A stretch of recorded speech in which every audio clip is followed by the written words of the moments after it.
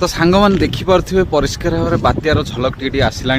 तो पाग देखिपे केमती कर पूरा एरिया सारा बादल कर पवन भी है। तो सांग मैंने देखिपे बात्या अंधार प्रभाव टी आसला जहाँकि बर्तमान दिन देखिपे गछ पतर सब हलुची एरिया उठी पूरा परिष्कार भाव। तो आपण मान एरिया रे बात्यार प्रभाव किसी देखला कि ना निश्चय कमेंट पवन पलिया।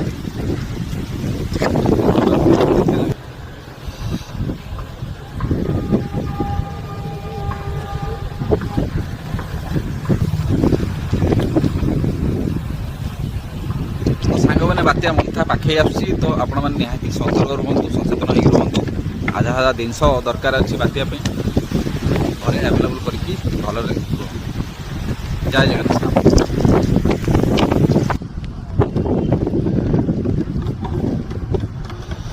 तो फाइनाली सांग मैंने देखिपे पवन परिष्कार भाव तो होता आगु तो बर्तमान देखिपे वर्षा स्टार्ट हो देखिपे